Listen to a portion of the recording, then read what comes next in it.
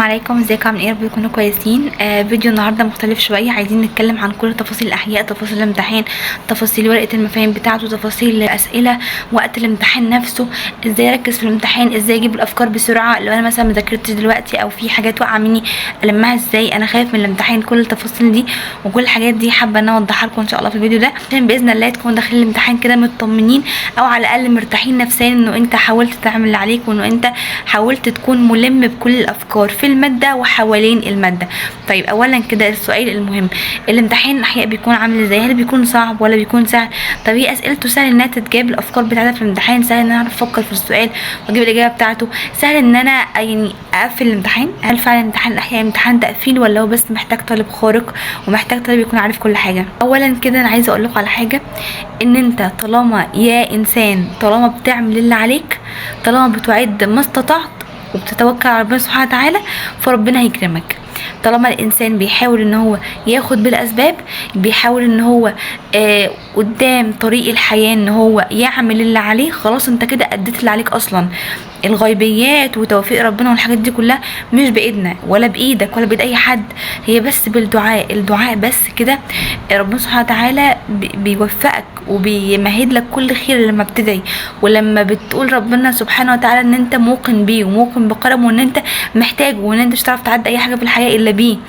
فربنا من هنا يكرمك ويوفقك، بيكرمك ممكن عشانك، ممكن عشان اهلك، ممكن عشان نيتك الطيبه، ممكن عشان دعائك، ما تعرفش ربنا يكرمك عشان ايه، بس المهم انت تدعي وتاخد بالاسباب، توقن انه السعي والدعاء هما الاسباب، مفيش حاجه تانية تعملها، تكون عندك يقين ان انت عملت كل اللي امتحان احياء سهل يتقفل، سهل يتقفل، مش صعب ولا حاجه، بس امتحان احياء ده امتحان محتاج في الثلاث ساعات بتوع الامتحان او الساعتين بتوع الامتحان، مش مذاكره وقت قوي، محتاج تركيز بنسبه 100%، يعني محتاج تركيز من اول دخولك الامتحان لحد خروجك من الامتحان، من اول سؤال لحد اخر سؤال محتاج تركيز عالي جدا، لانه الامتحان فعلا بيختبر مش مستويات عليا ولكن بيختبر فعلا الفهم.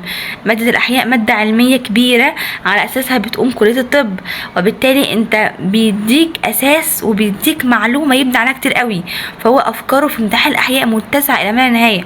ولكن في كتب ممكن تجيبي الافكار دي. شفت كتاب التفوق السنه دي، كتاب رائع، انا شفته السنه دي، كتاب التفوق كتاب رائع بجد، يعني فعلا جايب افكار رائعه. فالكتاب السنه دي كان فعلا ملم بكل افكاره. كتاب الامتحان انا بحبه اصلا على طول، فانا شفت الكتابين دول، لو انت مثلا حليت فيهم اسئله او جربت تحل اسئله فيهم، جربت تحل امتحانات شامله، هتعرف الامتحان بيجي ازاي. يعني فعلا الامتحان بيجي من الافكار والنقط اللي هم بيركزوا عليها بيبقوا عليها في الكتب دي. ذاكرت كويس، حليت من الكتب ديت، ان شاء الله الامتحان يجي من الكتب دي.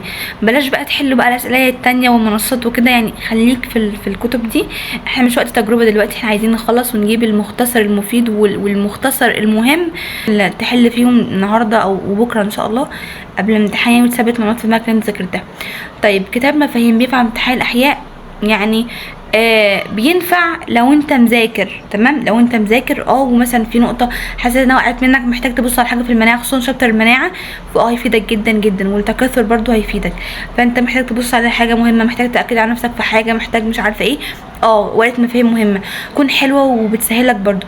ولكن زي ما قلنا ورقه المفاهيم مش هتكون لذيذه خالص لو انت ما كنتش ذاكرت الماده كويس. هتنفعك فعلا لو انت مذاكر ومحتاج مثلا تبص على حاجه، محتاج معلومه وقعت منك، محتاج تربط فكرتين ببعض، مش عارفه الحته دي نسيتها، الحته دي وقعت مني، تمام، تبقى لذيذه جدا وفعلا هتخليك ان شاء الله تقفل.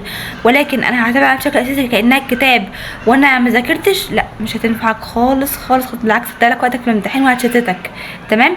فانت عايز تركز مع ورقه المفاهيم في الامتحان ان شاء الله تكون مذاكر، تمام؟ وقت الامتحان بيكفي بيكفي ان شاء الله، بس محتاج ان انت السؤال الصعب اللي قبلك تعلم عليه وتسيبه وتشوف على اللي بعده، تعلم على السؤال الصعب وتشوف السؤال اللي بعده لحد ما في الاخر تجمع الصعب كله وتفكر فيه. لكن هيقابلني سؤال صعب وتفكر فيه في ذاته كده ولوحده وقاعده استرسل فيه مع نفسي وكده، لا وقتك هيضيع. محتاجين زي ما احنا بنحل عادي جدا، بتحل الاسئله بتاعتك وقابلك اي سؤال صعب بتركنه وتبص على اللي بعده لحد ما يجي وقته، او تحس انت خلصت كل الاسئله، خلاص كل الاسئله وبعدين تبص على الاسئله الصعبه دي. لكن مش بحلها في وقتها كده لما تقابلني، لا بس بقى في الاخر وبعدين بحلها. طب هل دلوقتي انا مثلا بقالي حاجات كتير ما خلصتهاش ممكن المها بسرعه، او ممكن تلمها ان شاء الله، ممكن تذاكرها بسرعه؟ شفت فيديو الدكتور عبد الوهاب كان عامل فيديو مجمع منها كله في 7 ساعات تقريبا، فده حلو برده، كان على شكل اسئله، فده كان حلو برده. ودكتور محمد ايمن منزل برده فيديوهات مجمعه منها كله، فده حلو لو انت عايز تلخص نفسك وتخلص تخلص بسرعه. لكن لو انت لسه قدامك حاجات بسيطه فدكتور احمد الجوهري بينزل فيديو على الشابتر بشابتر يعني، فده حلو برضه. فانت اهم حاجه لما تخلص ان شاء الله تحل اختبارات شامله، وربنا يوفقك باذن الله.